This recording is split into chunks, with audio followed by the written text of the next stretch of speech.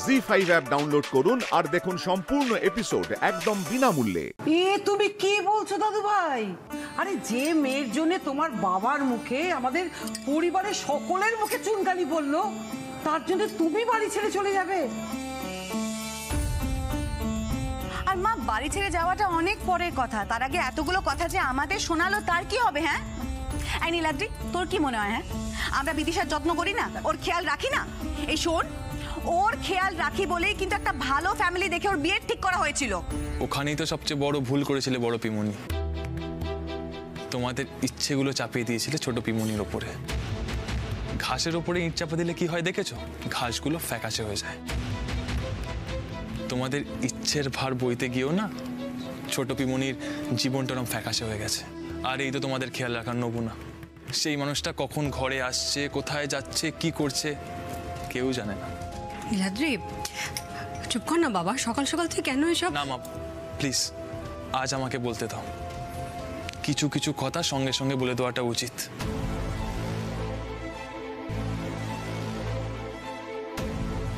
আচ্ছা বড় পিমনি, কেন তোমরা এমন করছো ছোট পিমনির সাথে? কোন অপরাধের শাস্তি দিচ্ছ তোমরা?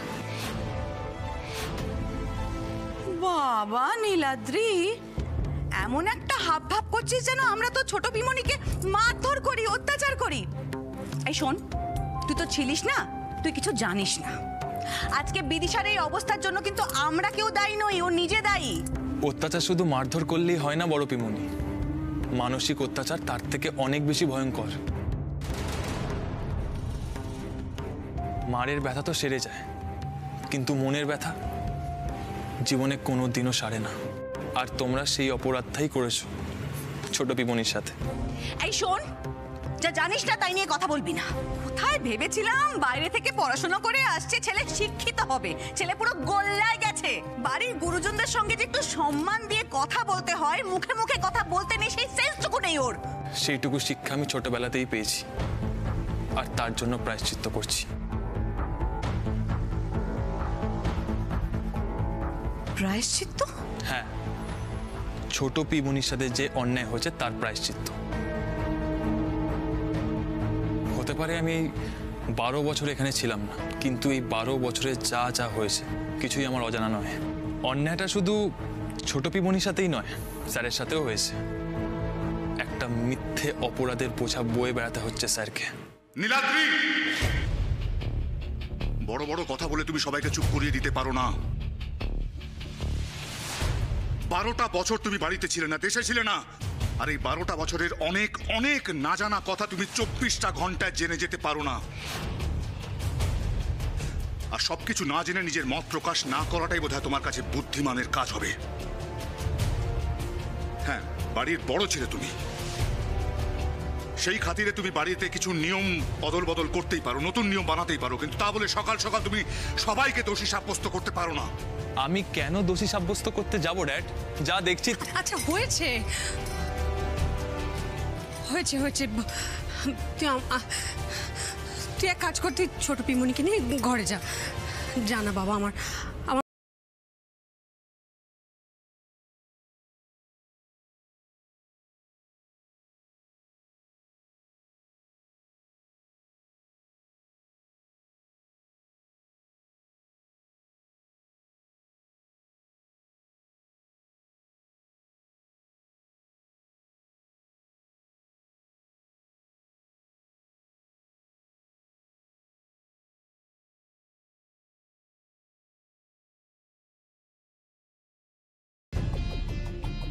এসব কি হচ্ছে বলো তো রুমা?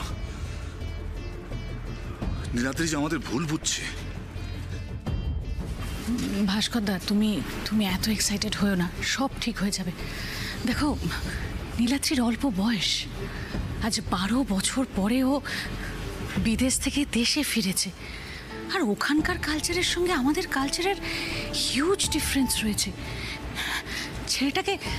ছেলেটাকে একটু সুযোগ দাও না, দেখবে ও ঠিক কটা দিনের মধ্যে সবটা মানিয়ে গুছিয়ে নিয়েছে। আর তারপরে তুমি দেখো, ঠিক আমরা যেভাবে ভাবছি ও ঠিক সেভাবেই ভাবতে শুরু করবে।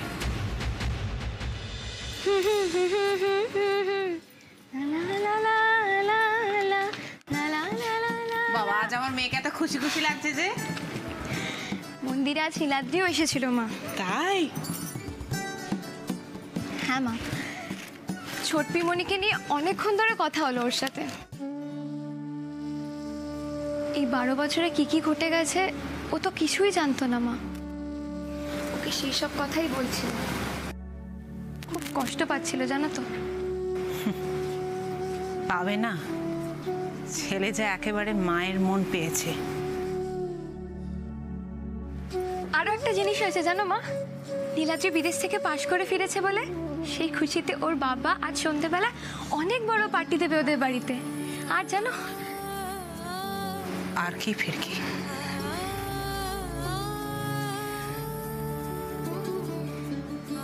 নীলাদ্রি আমাকে অনেকবার করে রিকোয়েস্ট করেছে পার্টিতে যাওয়ার জন্য।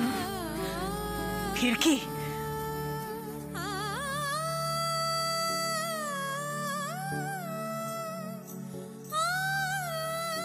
তুই কি ঠিক করলি ফিরকি? তুই কি যাবি ওই বাড়িতে?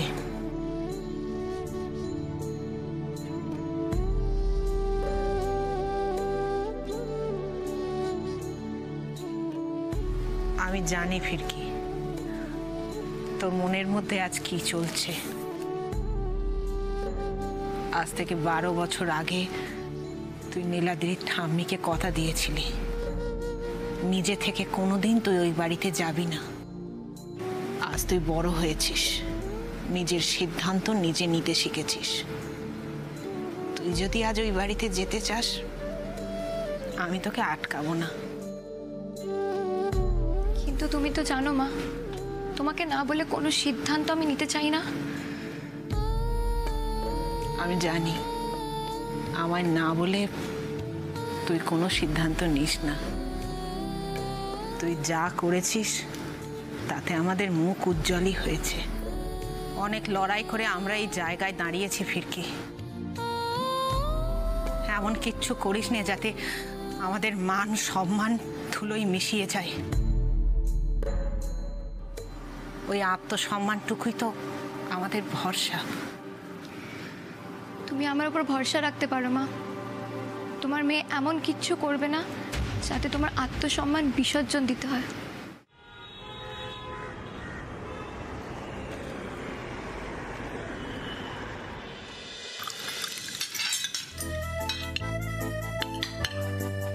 আচ্ছা, কাকাইকে দেখতে পাচ্ছি না আসার পর থেকে।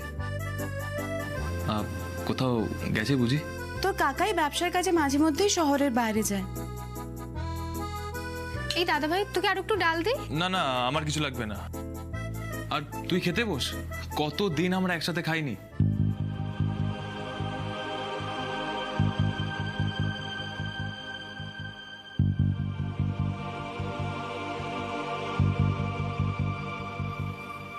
কি হলো? আয় এসে বস। ওকে ছাড়ো না দাদু ভাই, ওকে ছাড়ো। ও তোমার মায়ের হাতে হাতে একটু সাহায্য করে নিক, আমাদের খাওয়া হয়ে যাক না, তারপরে ওরা বসে যাবে। ও আচ্ছা, ছোট পিমুনি কোথায়? খেতে এলো না? নীলাদ্রি, ওর খাবার ঘরে পৌঁছে দেওয়া হয়। কেন? ঘরে কেন? আমাদের সাথে খেতে বসলে প্রবলেমটা কোথায়? আচ্ছা, তোর কি মনে হয় আমরা ইচ্ছে করে ওকে খেতে ডাকি না?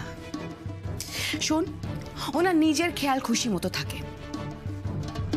বৌদি খেতে দিলে খায়, না হলে খায়ও না। তার মানে হলো ছোট পিমনি মুডি, আর সেক্ষেত্রে আমাদের বেশি করে কেয়ার করা উচিত। আর ড্যাড, আমার এই পুরো সিস্টেমটাতেই না একটা সমস্যা লাগছে। কি সমস্যা? দেখো, ঠাম্মি না হয় আমাদের সবার থেকে বড়, আমাদের সঙ্গে খেতে বসেছে, ঠিক আছে। আর রোমা মাসি তো আমাদের বাড়ির গেস্ট, আর সবার আগে তাকে খেতে দিয়ে আমাদের সম্মান জানানোটা আমাদের কর্তব্য। কিন্তু বড় পিমনি তো এবাড়ির মেয়ে, আর ঠাম্মির রোলস অনুযায়ী এবাড়ির মেয়ে বউরা যদি সবার পরে খেতে বসে, তাহলে তো বড় পিমনিরও উচিত যে মায়ের হাতে হাতে সাহায্য করা আর ওদের সাথেই খেতে বসা। আর এই বাড়ির প্রতিও তো কিছু কর্তব্য বড় পিমনির আছে, তাই না? তুমি কি বলো ড্যাড? হ্যাঁ, মানে সে তো ঠিকই। মানে তুমি ওর কথায় সায় দিলে? জি5 ডাউনলোড করুন আর সব এপিসোড দেখুন একদম ফ্রি।